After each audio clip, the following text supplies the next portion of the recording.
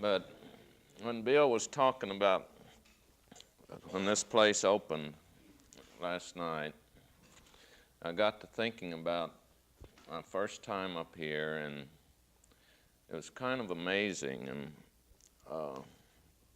I had really had my act together.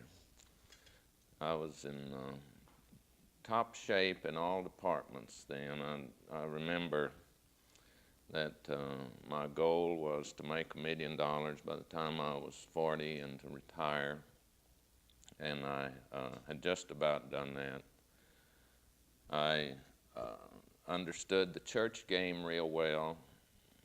I was chairman of the board of St. Luke's Methodist there in Corpus, and we had about a 2,000 member church, and I understood how you did this game. You worked your way up to chairman of the board and served that 2 years, and then you retired from church, and you always were a revered and revered and well-respected member of the church. You didn't have to go. None of the board chairmen after they retired ever even attended hardly. And I thought, well, I can do this. Got a lovely wife and a lovely family, and I'll make my $1 million and retire from church. And I was doing my civic work at the same time. I was simultaneously at that time president of 5 United Fund organizations, and Goodwill Industries, the Legal Aid Society, the Family Counseling Service, United Fund, all of the things that you do. And I remember up here that weekend there was a dentist from Fredericksburg who we were sitting out there on the balcony talking, and he was just a delightful guy, and he said that when I came up here Friday, I thought that I was really on top of the heap. I was president of the Chamber of Commerce and very successful in my practice. I was president of the school board over there, and now as I get to thinking about what we've been talking about this weekend, I really haven't understood what life's all about. And that weekend really changed my life. The other thing that was interesting, that my small group leader was a young Baptist minister from Kingsville named Don Anderson, and I just thought about that last night. And the thing that happened, I had heard of Elton Trueblood. He was one of our leaders, and of course Howard Butts from Corpus, and I knew him, and Leonard Holloway, who lived in Corpus.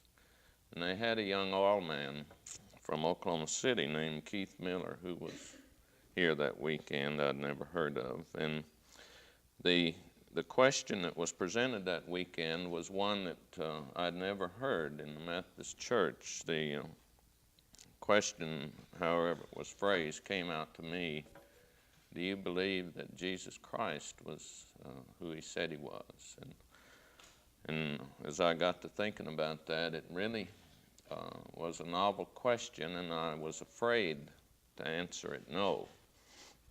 And I thought it was more difficult to answer it no than it was yes, because to answer it no, you've got to write off the church and the Bible and all the people that believe.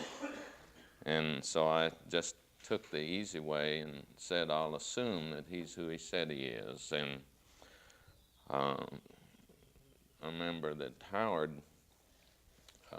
read something out of 1 John right along in the first part of it, why John said that all that we're reporting to you is what we've seen and heard.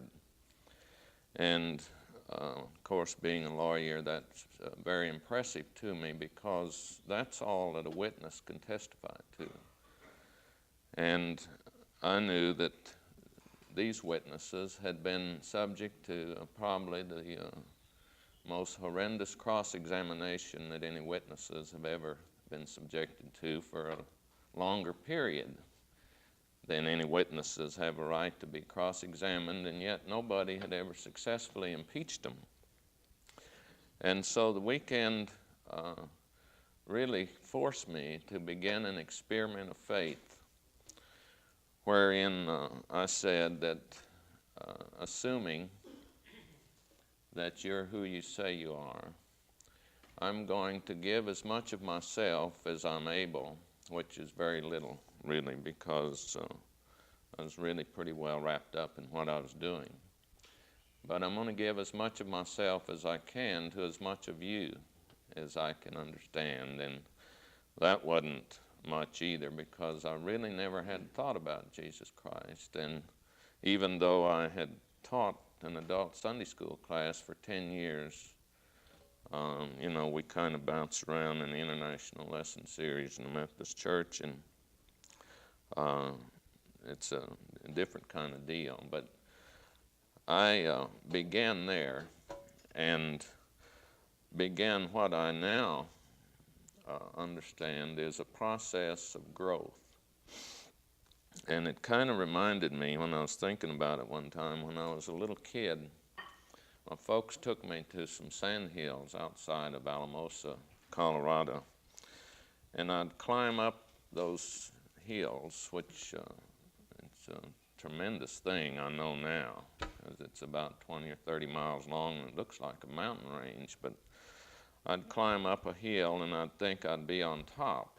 And then I would climb another hill and I'd think I'd be on top. But always the further I climbed, the more I could see that there was to climb, and the more that I could see there was of this sand dune that I started on. And this kind of like this experiment has been for me. The more that I do, the more that I see there is to do.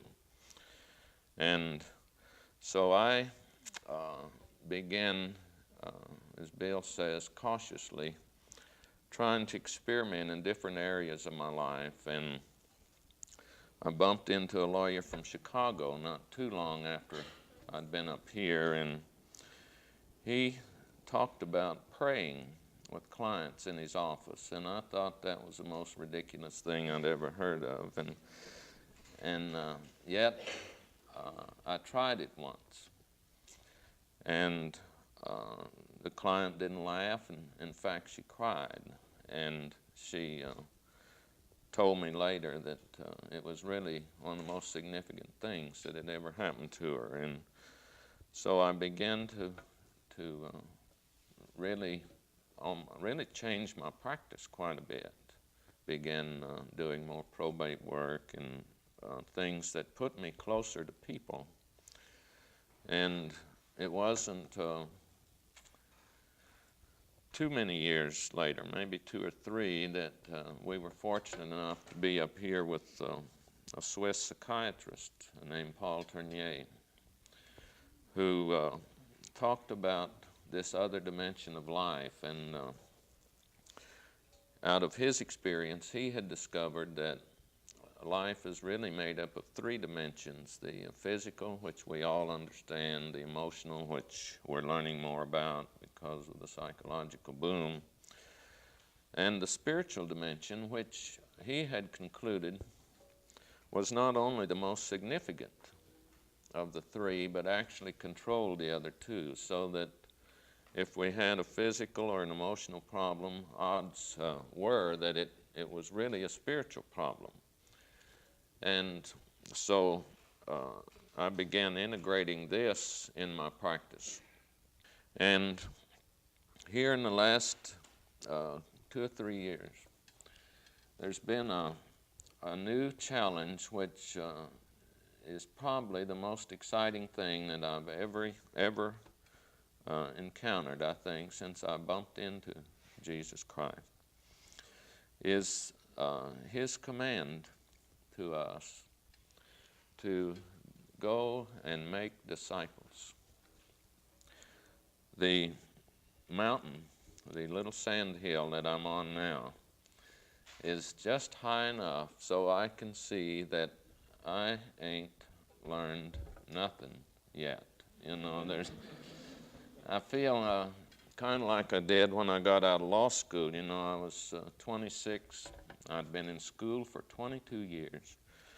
I thought that I knew about everything there was to know, and it didn't take me long to find out that I was just beginning to learn, and all I'd done was quit myself so that I could begin to learn. This is kind of how I feel in my experiment in faith.